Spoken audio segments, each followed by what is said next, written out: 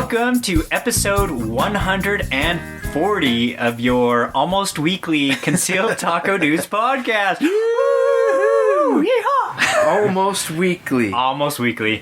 So we apologize for missing a week or two. I don't know.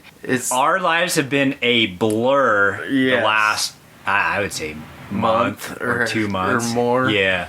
Summer's been crazy busy. Oh, it has. It's been nuts. But yeah, so we might talk a little bit about that when we get into what we do with guns. Sure. Yeah. Let's go ahead and knock out some sponsors. All right.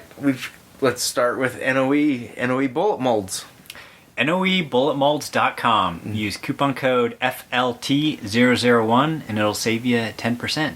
Yep. And I will say, heads up on some molds. They just ran an HTC, like a grooveless 22 caliber, so it's for the 223, 5.56. Okay. Or other. And they ran a few of them in steel. Ooh. So that one would actually be a good one to do zinc bullets. It's a 76 grain. Okay. So I actually have already... Oh, I'm sure you do. Yeah, I picked up mine as soon as it was available and no one questioned that. Yeah, and then I already have a pile of zinc bullets. They look good. Cool. So I want to actually try those out in the AR-15. But this is not what we do with guns. So just a heads up that NOE is at about, 3/4 of inventory? Like they are... Pumping stuff out, huh? Yeah, they are producing like crazy. So cool. If there's something that you have wanted for a while, I would go ahead and check their inventory. Check to see if it's in stock. If it is not, give Al a call. And he, if you ask him specifically to run a certain mold, then there's a good chance that he will do it. It might change the it'll lineup. Yes, it will definitely change the lineup. So he always values the feedback of people, like real people, real voices, phone calls. Right. And and if he knows, if I make these, somebody's going to buy one. Yeah. As opposed to, I've got all these others that are popular, but nobody's bugging me about them either. Yeah. So. And then also, just a heads up too, if you're looking for a really heavy 35 caliber mold, he ran my Taco Bullet Mold. Oh yeah. Also in 338. So he ran it in 338 as well as 358. Or cool. It might be 359. Something. But yeah. So it's like exciting because in 338 it's like 280 something grains. Yeah. And then in 35 cal it is about 308, 310, somewhere around there, depending on your alloy.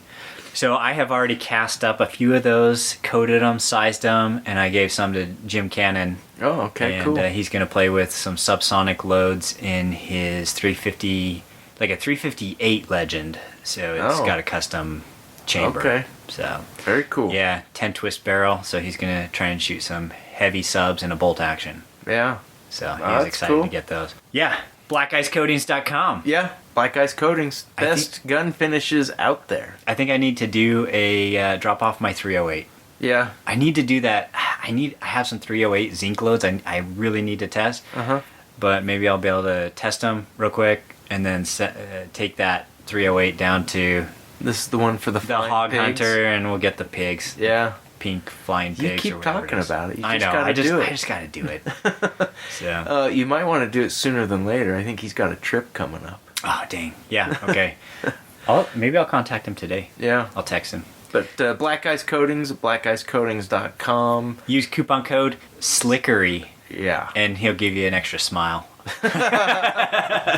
Nice. Utah Air Guns at utahairguns.com. They've got some cool new stuff coming out that I haven't seen yet. The Slugger. Yeah, there's supposedly a FX Slugger coming out. It's slug specific gun. But yeah. So you want to know something crazy? I know this isn't what we do with guns, but man, so that one squirrel hunt, one of the guys who was borrowing one of my guns, like he was saying, "Oh man, I couldn't get it to shoot. I just kept missing, whatever." Yeah. Dude, he jacked up my air gun so bad. Oh. There was like chopped up pellets inside. So he kept racking pellets into it without shooting it. I don't know what he was doing. He was Yeah. Yeah, it was bad. I had that experience with some of the boys on. So there our were some trips. pellets in the action that were all mushed up and stuff. I'm like, how the heck did you do this? Which gun Luckily, was he it? doesn't listen to this podcast, or else he would feel really, really bad. So that's Sounds to me like he should feel really, really bad. kind of. Which gun He's was such a nice guy. Yeah. It was my AEA. Oh, bolt action. okay. Yeah. A semi-auto. Or no? This one's a bolt action. Yours is a bolt action. Yeah, 25 Okay. cal. And like, man, I tell you, I had to like take apart the gun and get the lead fragments out of the action, Yeah. as well as out of the barrel shroud, and it has like a Jeez. built-in moderator, Yeah. and like all that. I could hear lead shaking around in the barrel or in Wow. barrel shroud. So I took that apart. Does it shoot okay now? I have not You haven't shot it yet? but I guarantee it will shoot better because it doesn't have all the extra like Oh, yeah. chopped up pellets in the whole thing. So That's crazy. I know. I don't know how he jacked it up that bad. Anyways, Yeah. UtahAirguns.com. And if you have a problem with your air gun, they can fix it They too. can fix it. They've got some really good techs over there, but check them out. They've always got the latest, greatest. They are on the edge. They're getting the latest, newest, best stuff all the time. And it's funny, even after owning like 6 air guns or however many, Yeah. like I still walk in there and see stuff that looks cool, Yeah. that I want to buy. Yeah. It's a dangerous store. The Edgun Leishi 2, that one is a sweet gun. It is. It Now, is really probably not as accurate as like, some of the FX stuff, Yeah. but it's semi-auto and it's cool. And it's a tight. I mean, you pick Yeah. it up and it's like it just oozes quality, Oh yeah, totally. which is strange coming out of Russia. But yeah. Anyways, so use Yeah. coupon code. Air Candy, And and it you will- get free shipping and free turret stickers. Yes. And then we have Mag Holder at magholder.com. Awesome horizontal mag carriers. The best. They're probably, he's really close to shipping if he hasn't already, the new double stack Glock 45 caliber and 10 millimeter, and that will also cover like the HK 45 tactical. Is that what it's called? I think so. Yeah, they do have an Or the HK-45. FN. The FN.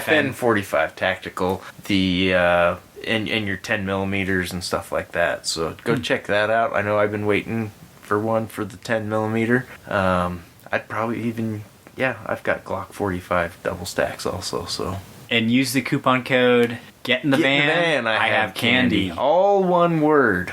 No punctuation, no capitalization. Just all lowercase. All one word. And that'll save you like 25% or something. It's pretty significant. So go check them out. 22 and a half. Is that what it I was? think it's 22 and a half. That sounds about right. That's the way Mark was. He liked his half percents. Yeah. But, and then Concealment Solutions at concealmentsolutions.com. We're always working on new stuff. I've got probably 3 or 4 projects, new products. Some are still in my mind, but it's just finding the time to work up some prototypes, source some of the materials that I need for them. But always working on new stuff. If you don't see what you're looking for, shoot me an email, give me a call, whatever. Let me know what you're looking for. Chances are I can help you out. So, and then at checkout, use the code SHOWMETHECANDY and you'll save 15% off your order. All right. And you also get free shipping on any orders over $100. Nice. So, All right. Let's move on into listener feedback. all right. Okay. So the first one is from Kevin C. And in response to the Kevin C. last episode, I think, he says, I'm honored. The 8.6 is a really interesting cartridge. Amazing energy dump and gel. And he sent a YouTube video on that. And people are showing some of the it's interesting because of that 3 twist. It actually dumps. It has an extra energy. Really? And people are using these. There's a company called Maker. Uh-huh. And they make these big subsonic copper bullets. And they're expanding subs. So Interesting. They're like, I think they have like kind of like 3 leaves or 3 petals. Okay. And when it hits the gel or hits the target, then they just pull back and just open up like a flower. Huh. And then with that 3 twist, it's like a propeller, and it just spins around and cuts. Bores its way through the... Well, yeah, with these big petals.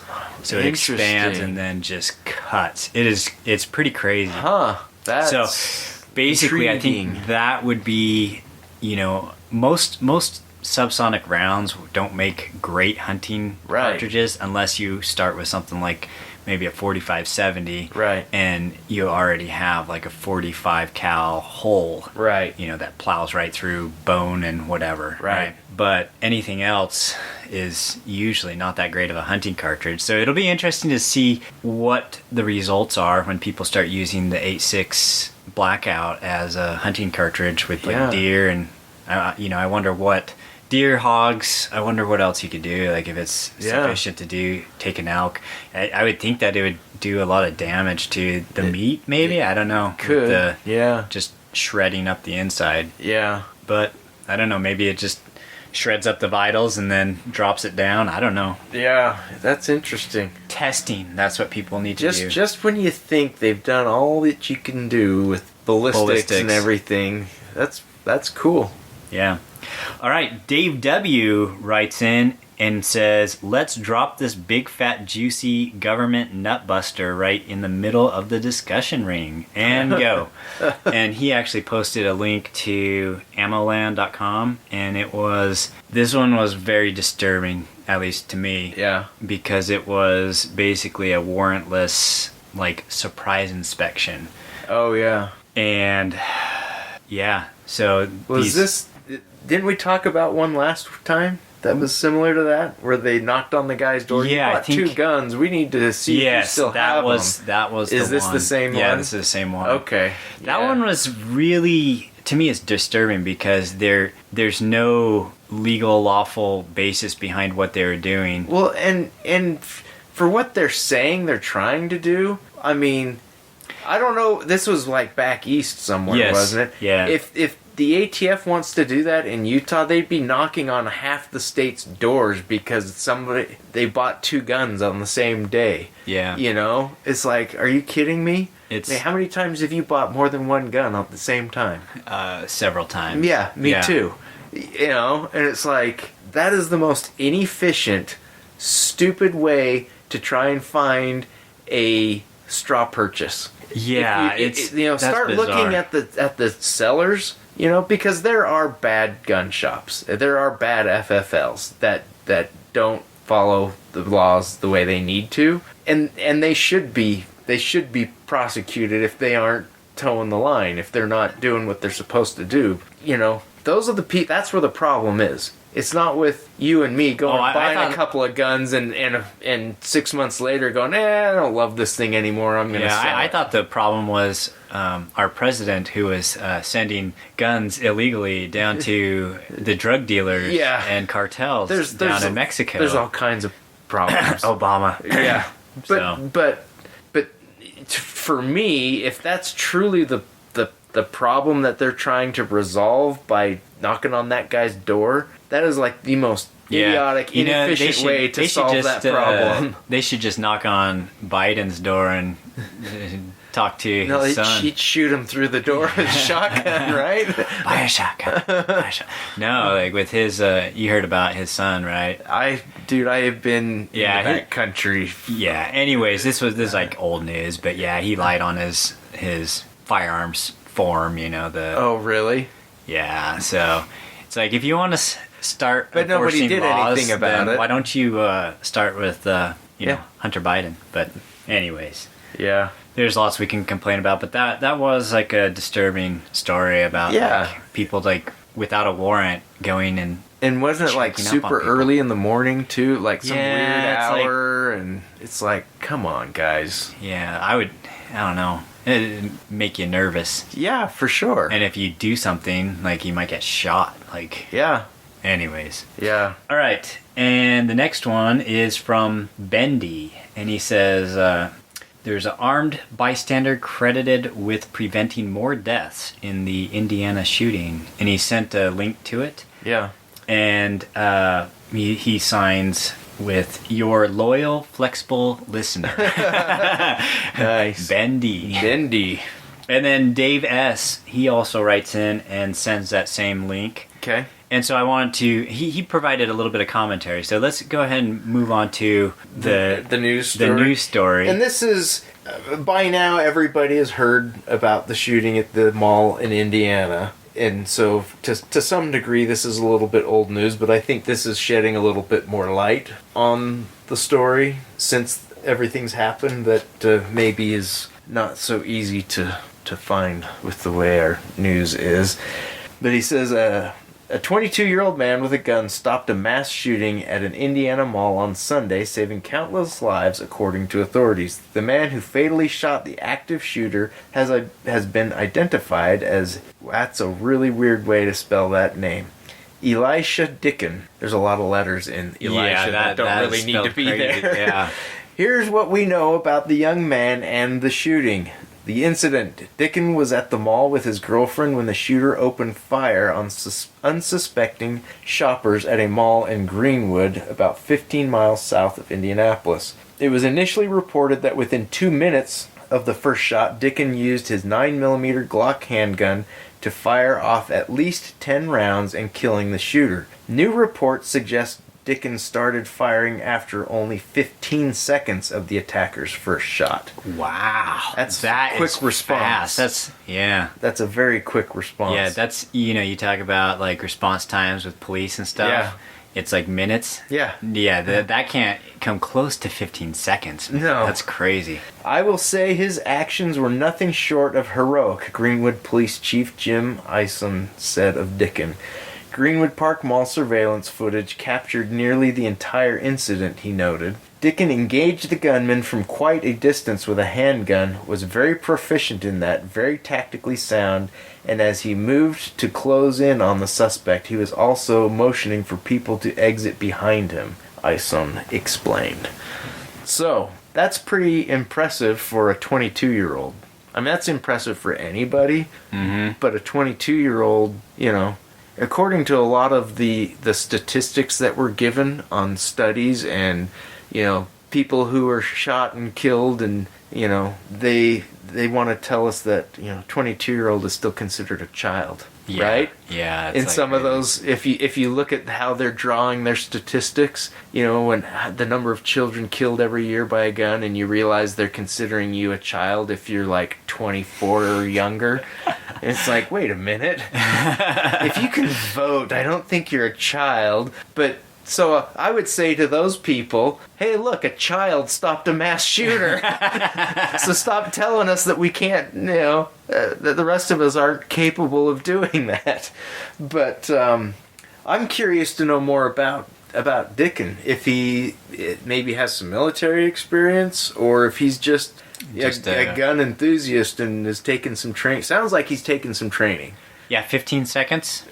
15 seconds, and he's moving and shooting, it sounds like, and clearing people out and talking to, and that's really important. One of the stories that I read that a neighbor sent to me was actually from CNN, which I was shocked that they even wrote a story on it. And I was reading through it and I was like, wow, I was like really proud of CNN, because they were, same thing, they're putting in quotes from the officers that are calling this guy a hero and everything. I'm like, wow, maybe we're turning a new page or something.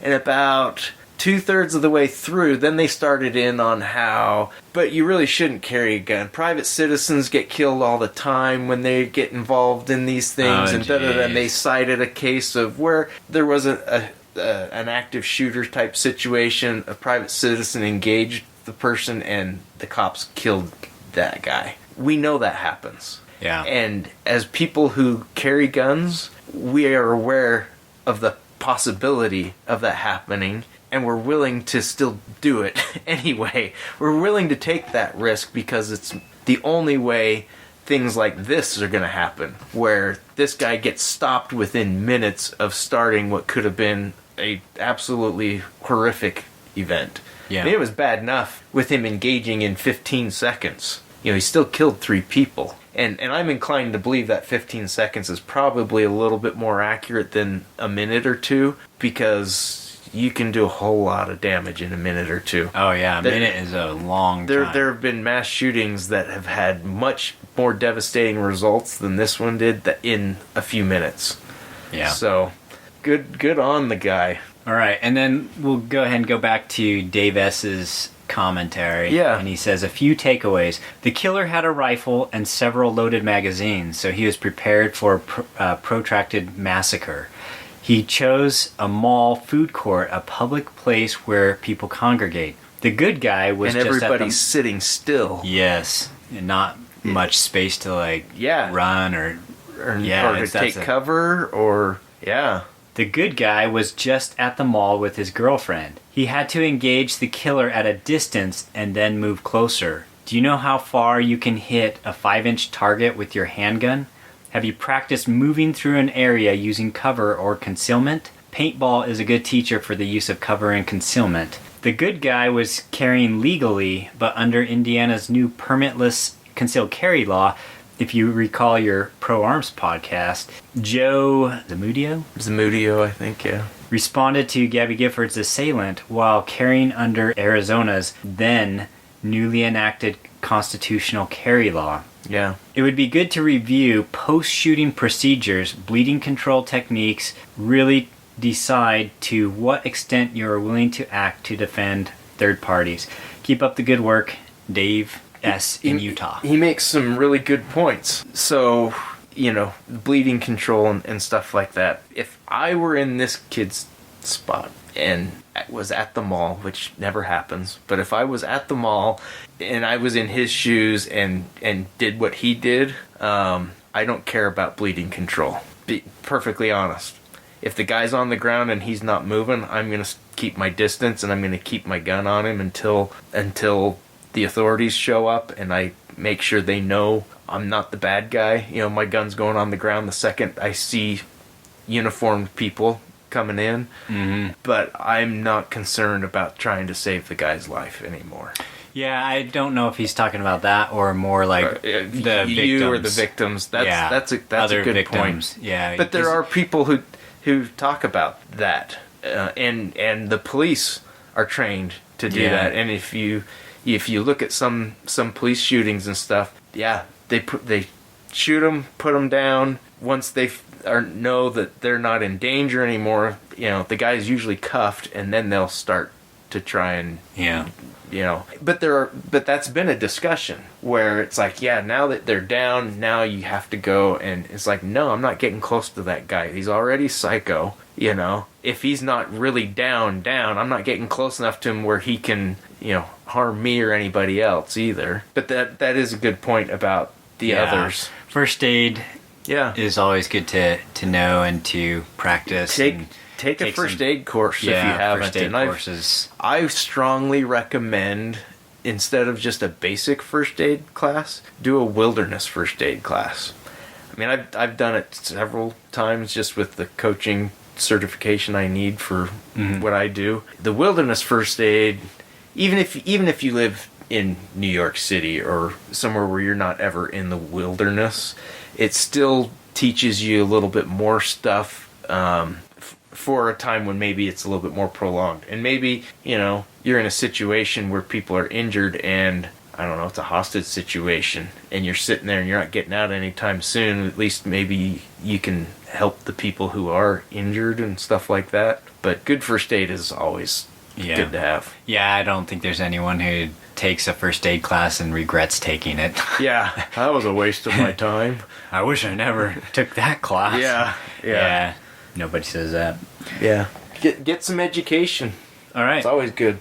Okay. The other thing that he mentioned that I wanted to throw out there, I read this a few weeks ago. He talked about constitutional carry. Mm-hmm. Did you know half the states now are constitutional carry? Oh, I didn't know that. I didn't either. I can't remember where I read it, but it was probably the NRA magazine or something. And I went, those are just slipping through, and nobody's there haven't been crazy people shooting up everything because they're angry and now they can carry a gun no matter what. All the people who say, yeah, it's never happened. But I thought, wow, that's cool, because sometimes it feels like we aren't making any progress, and to know that is like, okay, we actually are making progress. Not so much on the extreme ends of the country, yeah, but the rest of us seem to be making some progress. Yeah. All right, let's go ahead and move into what we did with guns. Okay.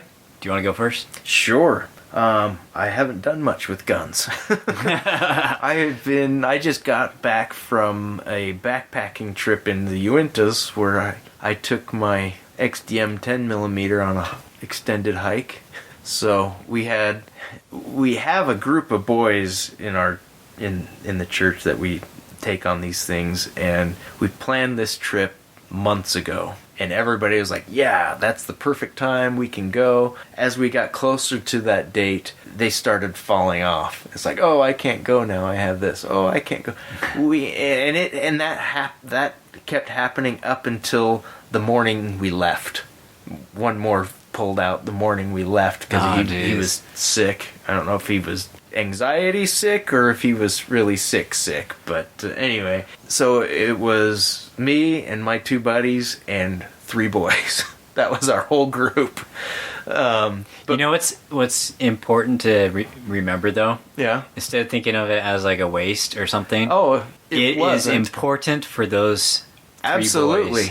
And yeah. Just because other people drop out doesn't mean you should cancel something. Oh, I agree. Even in my opinion, even if there's 1 or 2 boys who wanted to do it, and I would still do it. Yeah, so. and that was us too. We're like, well, this is what we planned. Actually, it's not what we planned. It's what the boys planned, and we just execute it for them or help them execute it. But it was cool. We hiked up into Naturalist Basin in the Uintas, and so all 3 of us adults all had our Cobra chest holsters with. I had my 10mm. My buddy had the exact same gun, XDM, but in a 9mm, and then one of the others had an M&P compact in 9mm. And I made sure, I'm like, okay, I said, put your target rounds in. Don't carry the hollow points. If we have to shoot something up there, we want as much penetration as we can get. And a hollow point isn't going to do it. Depends on what it is, but I just felt safer that way. So and that was kind of a revelation to them. Oh, really? Like, yeah. Let's we want some. I had Buffalo Boar hardcast. I can't remember. I think 185 grain. The 10mm. Yeah. But didn't have to use them. That's good. But it was comforting to have them. What was really cool though is this is a really popular area, even though it's serious backcountry. Saw a handful of people, a lot of other people carrying, and I don't open carry typically. I just don't like it. But in that situation, it's very different. When you're in the outdoors, and it's not going to be on my hip because that's where my pack is, and everything. But yeah, it was there was one group that after we were a couple miles in and we got to this junction and there was several people sitting taking a break, and there was a young couple sitting on a down tree. Her eyes got really big as I walked by her. That was the only reaction I had, and my thing was I'm like, you're the crazy one, not me. Do you know where you are right now? People have disappeared in that part of the mountains. Yeah. Did I ever tell you about the creepy experience that we had? I don't know that you have. The creepy hippies? No. Oh my goodness. So yeah, sorry to interrupt. No, that's okay. Go with the creepy hippies. Yeah, we and this is like one of the weird, like, most nervous I felt. Yeah. Like being out in the mountains in the middle of nowhere. Yeah. We were up on Boulder Mountain, and we were doing a hike, and all of a sudden we came across like this group of like barefoot hippies. They're like dirty. Oh yeah. Like whatever. And I don't know if they took a vow of silence or what, but they were all straight faced and they were just eyeballing us. And were they like in a camp, or were they just on the trail? They're just spread out, like Okay. leaning against trees and stuff. You'd be walking, and all of a sudden there's like one of those people like behind a tree, and you're like, holy crap! Because you couldn't, they were wearing dirty clothes and blending in and stuff. And how many of them did you see? There were a lot. Huh. I don't know, maybe like 10 or so. And they were spread out in this area. Uh-huh. And how far in were you? How far from like the main road? oh, we were far. Yeah. Yeah. Miles? Yeah, Okay. probably. Okay. And even saying main road, you're talking about like a dirt trail that's very rocky, rough. Yeah. Yeah. So, anyways, that was like we said hi and everything, and they just Didn't even acknowledge you? didn't even acknowledge us. But we were walking, and then all of a sudden you'd see one like right to the side, and and they just had a creepy vibe, man. Do you know what they were doing? No, I don't know what they were doing. I am sure they had pot fields up there. Oh, you think so? Oh yeah, dude, I grew up in Northern California. that was really common back then when pot wasn't legal yet. Yeah. They would go up into the backcountry and they'll clear out these spots and they'll just plant a little patch of pot plants in several places. But those guys can be super dangerous. Well, yeah, I've heard of I've heard of that, like discovering a pot field, and then you gotta worry about your life because Yeah. That's. But I would bet I tell you a though, lot that's exactly what it was. I've seen bears before. I've seen like I don't know, sketchy looking people. These were the ones that gave me the bad vibe, right? Yeah. Were you guys open We carrying? all of us had guns on our hips or wherever, Right. Yeah. And it was nice because they saw our guns. Right. And they saw that we had like a bunch of boys too. Right. And so they didn't Yeah. we never they never exchanged words with us and stuff. That's but interesting. it was like, I tell you, man, creepy hippies. Yep. It was like the most nervous I've ever been. Like Yeah. a lot of things not much scares me, but those guys made me nervous. Yeah. I had a conversation with a couple at an intersection. I was waiting for these boys to catch up to where I was and talking with them, and he just had his pistol sitting on a log next to him. I'm like, oh, carrying a Canic? He's like, yeah. And we got talking about different things. They were from St. George. Mm-hmm. And I can't remember how it came up. He asked what you're worried about or whatever. And I'm like, I said, I carry it for the four-legged predators. But honestly, I think if I ever had to use it, it'd be on a two-legged predator. What did he say? And he's like, yeah, you're probably right. But it's the truth. The chances, if you look at the odds, right, and what's more likely to happen? More likely to happen is some dirty hippie protecting their pot field in the backcountry is going to give you a problem than a mountain lion or a bear. Yeah. And the mountain lions concern me a little bit more than the bears. Yeah, because they're sneaky. They're devil. Yeah, devilish you won't know things. they're there. Yeah. A bear. I've encountered bears a lot in the Sierras. I think I've maybe seen a black bear once since I've been in Utah. Yeah. They're actually, I haven't seen them in a while. They're skittish. Yeah. They don't want to be around you. Yeah.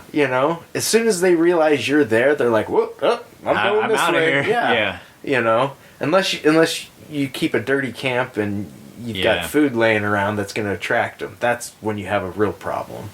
But anyway, so this trip was really fun. We did some fishing. I brought I've mentioned before that I've been getting into a Japanese style of fly fishing called Tenkara. Tenkara, yeah. And so me and my son had Tenkara rods. The other two boys just had spin casting, so they're bait fishing and stuff. One of them, the last day, caught a fish. Between me and my son, we caught 14. Oh, nice. And then on the last day, my buddy who was up there with us, he looks at my son, he's like, let me try that. He caught 4 in 30 minutes. Oh, jeez. In the same place where these other guys couldn't catch any. And we talked to a few other people that were coming out. Oh, how's the fishing, at these places where we were going? They're like, oh, I caught one or two, or, not great. Yeah. And, yeah. And we didn't like kill it, but it was better than the... Dude, it was awesome. Yeah. And this was my son. He'd never caught a fish before. Oh. And which son? My youngest, Ian. Ian? He's 13. He's 13 and he's never caught a fish before? What kind of dad are you? Because I swore off fishing for many years until I got into the Tenkara, and it's still fairly new for me. So I'm kind of at that point where it's like I can get it kind of myself, but then trying to help somebody else, it's just a pain. Honestly, it got to where I like showed him a bit, and he's a 13-year-old boy. Yeah. This isn't working. I'm like, because you're not doing what I told you to do. I am too. doing I'm like, it right. You're not. And so the first day we kind of were butting heads, and I'd stand behind and I'd put my hand on his hand. I'm like, this is how you cast. This is where you want it. And honestly, he outfished me. He caught one more fish than I did. Oh, he caught nice. one bigger than I did, and he was to the point where he was on his own doing it, and he'd come back, I caught 3 more. I'm like, awesome, good job. Nice. So that's yeah. And the other 2 boys, we let them use the rods, and they didn't really have much luck with them either. But it was kind of where was kind of fished out, I think. Mm-hmm. And that's a true thing. Oh yeah. Like, yeah. We destroyed a lake for all the other fishermen. Yeah. Like when this last camping trip we did, our week long. Uh-huh. I think I caught like 50 fish on that trip. Yeah. It was quite a few. But we had kayaks, canoes, and we fished that lake like every day. Yeah. And so then when the weekend fishermen came, they just nothing. They weren't taking anything. Nothing. But I will say, one of the cool things, I don't know if I told you about it, but I had, for one of our youth activities, I told them we should make homemade lures. Oh, cool. And so we took... You're talking like spinners. Yeah, spinners and stuff like that, yeah. So I took like a 38 special case and like I have my anvil in there and just hammered it, flattened it out and then cut a little bit and put like a split ring and a treble hook on. And I did that with one of those like bird and primed cases. It might have been like a 308 or something. Okay. But anyways, I caught fish on both of those. Nice. That's cool. So it was cool to be able to take something that was like, kind of useless, bird and prime case, and then to hammer it out and then to like in the ultimate battle between man versus nature, be able to come out victorious. Very cool. Yeah. Anyways, so these guys, I've been doing some shopping, and I think we're gonna do a bulk order on some Tenkara rods. Oh, that's cool. And get them into that, and then I've got a How much do they cost? So, like the rods that I have, my small one for like real tight streams is a 9-footer, which is really small for these. I think I paid about $50 for it, and then my 12-footer, which is a little closer to what you would normally use, I paid like $23 on Amazon. So they're not great rods, but that's what we were using. That's what we were catching fish on. That's what you caught fish with. My brother who got me into this, I was just over there yesterday because I'm like, hey, I need some more education. If I'm gonna, because I found this place where we might be able to do custom built rods for like dirt cheap. Who knows what we're gonna get? But so I needed some education. He's got like 10 rods. And most of his are like made in Japan and are like probably the cheapest one's $150 and they go up from there.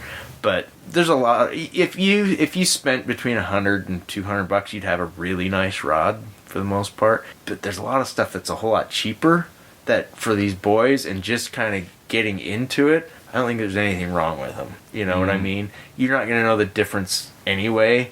But it kind of get your feet wet and learn if that's a technique that you like or not. Because you can't get out very far. Because it's kind of like a cross between fly fishing and Huckleberry Finn.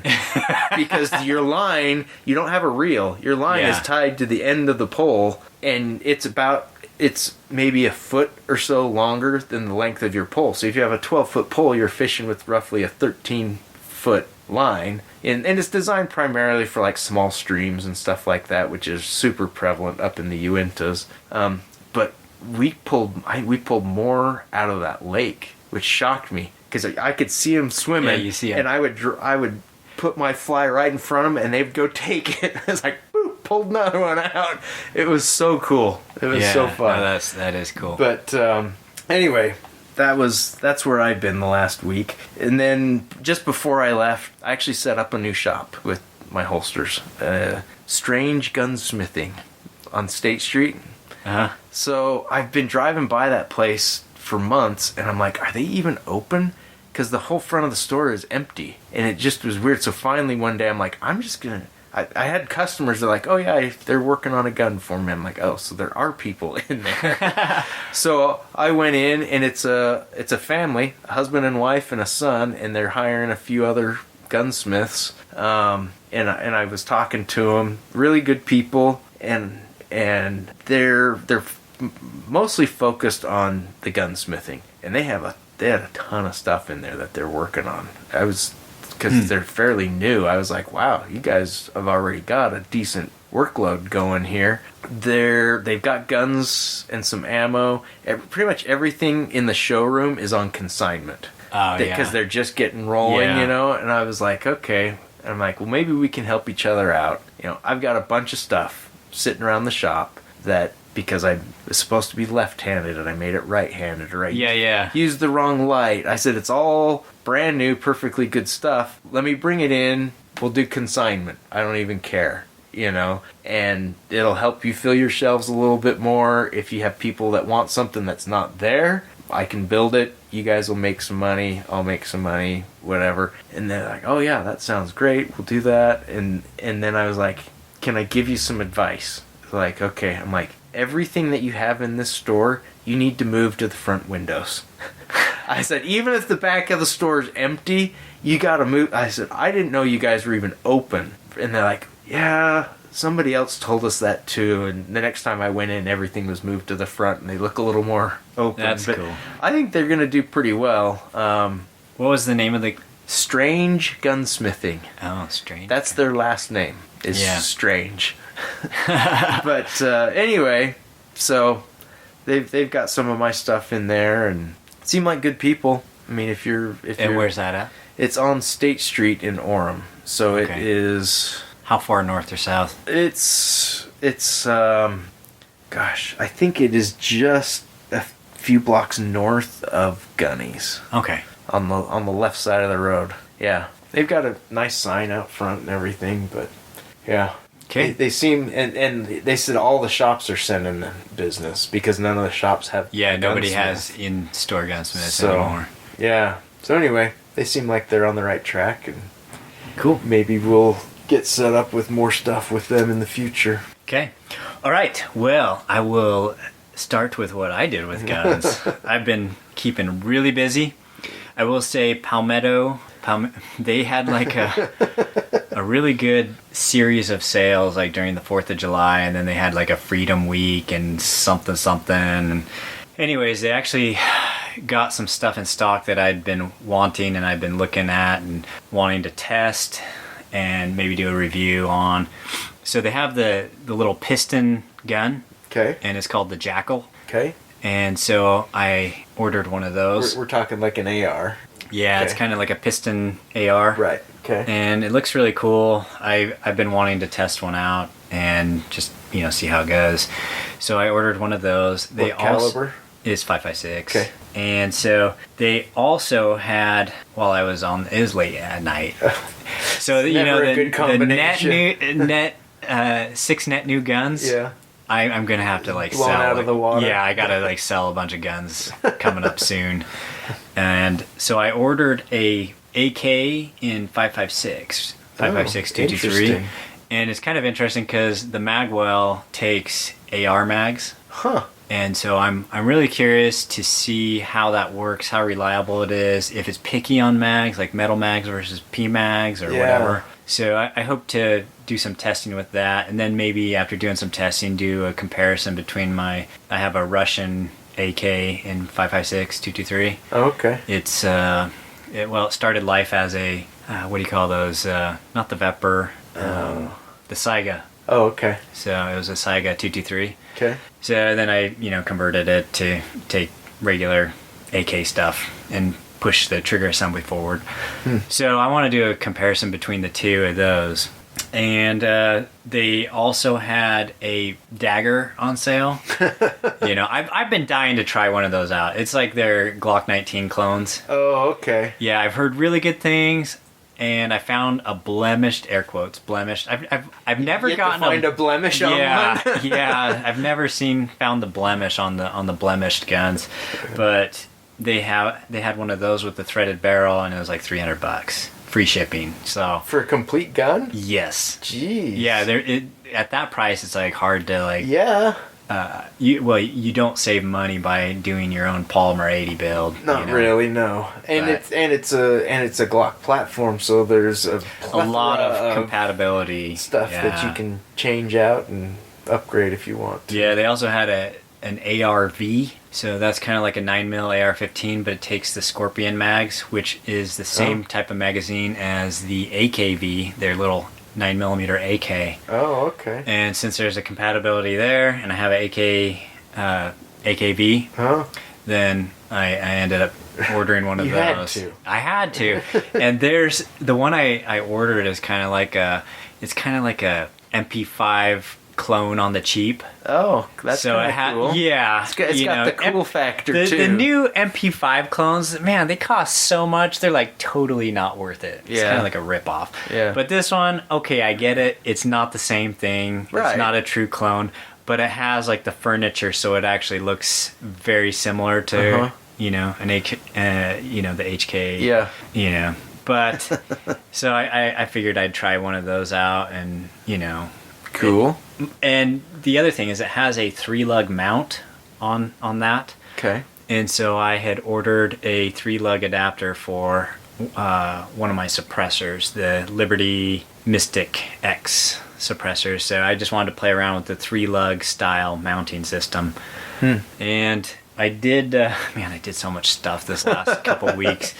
I worked on some Polymer 80 stuff. I completed a slide, empty slide, completed it. Oh, okay. So it was actually kind of eye-opening. Like, Glocks are pretty crazy how few parts they have. It's impressive. Yeah. So, and I completed a lower also. Cool. And, the trigger has much to be desired. Yeah. It's kind of, it works functionality-wise. I've tested it, took it out to the range, fired it, and it worked. But it's like, oh man, that trigger's so bad. But I cast a bunch of bullets. I took those 3 new molds, and I cast a bunch of zinc with the 223 mold, the 76 grain, and they came out to be about, it was like 44 grains ish. And I cast some lead bullets with the 35 cal, like 308 grain, 310 grain mold, and the Taco bullet, and I did some 338s. And cool. So, and I have this one doesn't count against my net 6 new guns because I already had the gun. I just got it rebarreled for 8.6 Blackout. Oh. So it's a Thompson Center, one of those cheap compass rifles. Yeah. And my buddy Kenny, Eagle Eye Shooting Channel, he's doing the work on that for me. Cool. Putting it in an MDT chassis.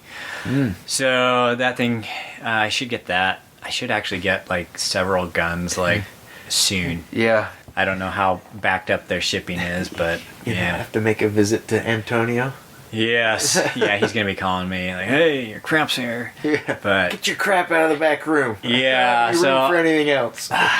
Anyways, I'm super excited to test that out. Oh, I also built another lower. It was one of those like polymer lowers that, Evan had. Oh, okay. Is like the KE Arms KP15 lower. Yeah. And so he seemed to really like it. Yeah. Anyways, I did that, and it's always fun to build stuff, assemble stuff. Probably going to do another AR-10 too, like a 16-inch build. But I've got most of a 300 Blackout ready to go. I think I just need to get the upper. Oh, okay. But I got to have a left-handed. Left-handed side charge. Oh yeah, because you have that bolt. That's a left-handed bolt. Or did you already get rid of that one, or use it? No, I have that. The upper will come with a bolt. Oh. But I like the Gibbs. Ah, okay. But Well, anyways, I did so much stuff. And I started a new thing since my family's out of town. I released a video yesterday that 7 days, 7 videos. Oh. So, because my family's gone, I figured I'd keep myself busy. You got nothing else to do? And do some gun videos. So cool. Or, on my YouTube channel, Rumble channel. They posted to the... Yeah, so check out the videos. I think I had like 3 2 weeks ago, and then nothing last week because I was busy, and then Oh, cool. So I'll try and pump out some content. Nice. And so that's what I've been doing. Sounds good. Man, we're like just about out of time. Or out of time. This is a lunch break episode for It us. is a lunch break episode. So Gotta squeeze them in when we can. yeah. But anyway, well, thanks for listening. Give us your feedback. If you've got ideas for topics and things like that, let us know. We always try to keep people happy when we can. But Yeah, stay safe, have fun, yep, take somebody shooting and be nice to people. and watch out for dirty hippies.